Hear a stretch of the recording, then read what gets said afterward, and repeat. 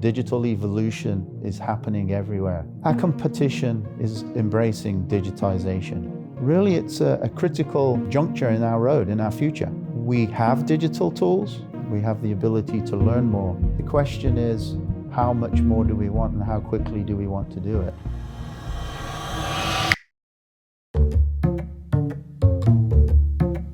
So virtual validation is the use of computer tools and simulation to validate our designs that typically we would validate through physical testing. But it also extends beyond just physical testing and products. Virtual validation as a concept could also extend into digitizing our processes and understanding efficiencies or inefficiencies that might exist today in our normal processes and other work. Historically, any design product has to be validated as functionally capable of meeting customer requirements. And that does usually involve producing a prototype tool and producing the samples from that tool that then you can exercise in the laboratory environment. However, that obviously costs money, and it also takes a long time. A test plan could literally last 3 to 4 months. And if the test was to fail, it renders the test incomplete, which means you have to identify what didn't work and redesign that product and go through the exact same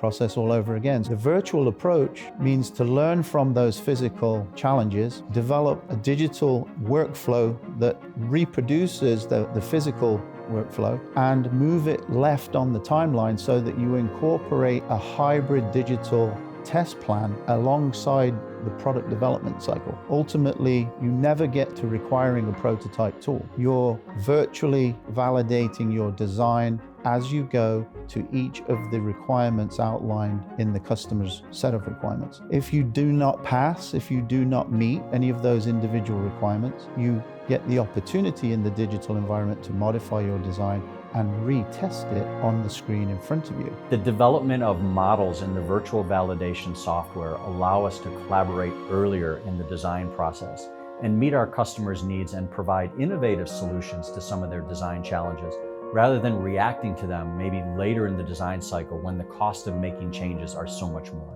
The first steps in digitization are to understand what we have, our artifacts, our data, our sources, where we save them, to piece them together into a model and then to digitize that data. Humans are still responsible for understanding that and for moving the process along, even though we will use faster methods to do that. The autonomy comes from the inclusion of AI. Rather than us perform repetitive human steps, we can now engage an AI to automate that step for us, allowing the human to spend more time on true discovery and new design elements. So it really has no upper level or boundary. It's where we choose to take it and the time we choose to invest in discovering how we can improve our own work processes. And originally, when I joined the automotive industry, we had 48-month timeframes between concept to market. Over the years, that's reduced to 36. Now we're operating within a 24-month cycle, and the use of the virtual validation approach is driving some of our customers to already expect us to deliver products within 24 months. Where we want to be in the future really depends on how we embrace this challenge.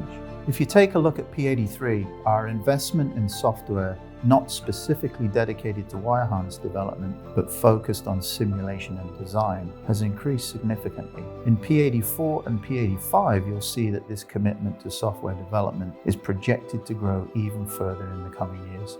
So we're making a heavy investment in the software itself, but the software doesn't do the work, right? We need to make sure that we're also investing in training for individuals, that we are standardizing in those tools across the organization, and we're institutionalizing those as part of our design process. The identifying of subject matter experts across all of Yazaki's engineering departments is now within reach. We tend to have specialties that we don't all know about today, with digital connectivity and tools and training and very interested and engaged engineers and other associates. Truly, we can connect our associates and benefit from their expertise. It is a necessity that we develop a virtual approach if we wish to stay competitive and continue to win future business in a much more aggressive timeline than we were ever accustomed to before.